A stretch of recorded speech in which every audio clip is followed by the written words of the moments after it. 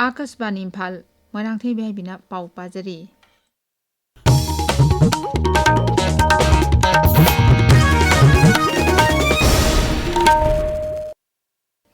राज्य के consumer affairs food and public distribution directorate हाइरी लंबी मपानदा अमसुंग लेकाइना चिंगबदा बोतल अमसुंग जेरिकेलना चिंगबदा हापलगा पेट्रोल योलिबा सी आइना यादे मखोइगी मथक्ता prevention of black marketing and the maintenance of supplies of essential commodities act 1980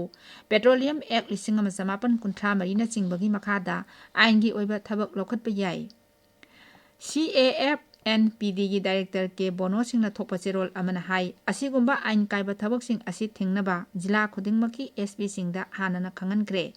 चेरोल अदुना मखाताना हाई खुयाथोंगदा लैबा PCTC अमसुंग नॉर्थ AOC दा लैबा ब्लैक के वाल इंटरप्राइज ऑयल पंप नोंमा काना कानाना पुंग कुनमरी हांगनबा थौरांग लखतपियु हाइना Indian Oil Corporation Limited IOCL Imphal दा हाइजख्रे नमित इनी चथरक Indian Himalayan region climate change की मिफम हौजिक नुंथिल पैलेस कंपाउंड इम्फाल लेबा सिटी कन्वेंशन सेंटर लोइसिलगनी लोइसिनबगी थौरमदा राज्यपाल Ajay Kumar Bhalla forest environment and climate change की प्रिंसिपल सेक्रेटरी अरुण कुमार सिन्हा सरुक यागनी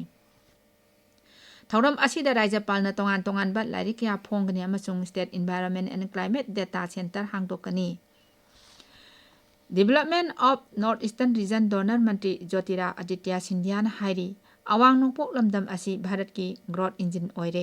सोशल मीडिया दा थागत वारोल अमदा हाई हौखिबा सही 13 असिदा सरकारना अवांग नोंपोक लमदम की मचाक मथमसिंग मालेमदा खंगन्नबा होटनदुना लाकली श्री सिंधिया हाई Today, the world is growing at between 2 to 2.5% per annum. India is growing at 7.5%. So we are growing at 3x of the world. All 8 states in the Northeast, their decadal CAGR, compounded annual growth rate of GDP, has been between 9 to 11%. Ngakshil Mantri Rajnath Singh ngasi Hindustan Aeronautics की अनोबा Nashik production line की अहानबा Tejas LCA AMA 1A jet fighter माइकुम हांगदोखरे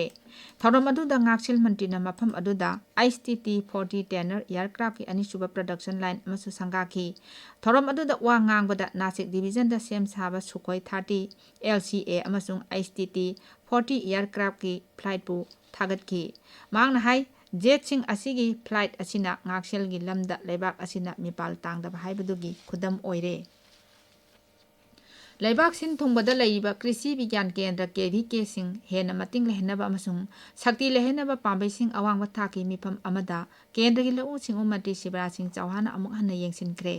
new Delhi दा पांगथोकपा मिफम अदुदा Shri Chauhan high हौजिक लेबाक असिदा KVK chartered कुंथ्रा माथोय लै असिगी network चाकथोहनबदा अपिकपा लौमी सिंहबु काना हन्नबा मखोयबु हेन मापांगल कलहनबा तंगाई फदे मंत्री नहाई KVK सिंह असिना लौमी सिंगा समनहनबा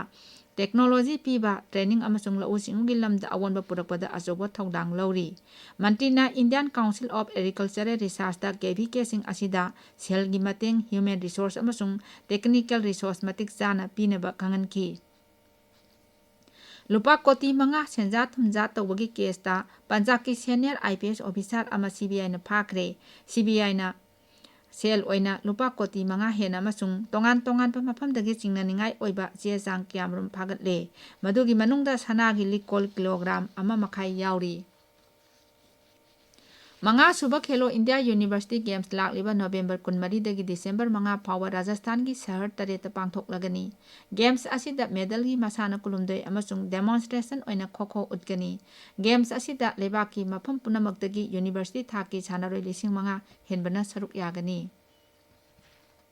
मेघालय की कोनुंग शिलोंग दा था असिदा लेबाक अहुंगी फुटबॉल टूर्नामेंट अमा पांगथोकनबा सेम सारी जेन स्टेडियम दा सानागदबा टूर्नामेंट असिदा भारत ईरान अमसुंग नेपाल की चेन्नई नुपी टीम सिंह सरुक यागनी भारत के ईरान का अक्टूबर 28 दा नेपाल के ईरान का अक्टूबर 23 दा अमसुंग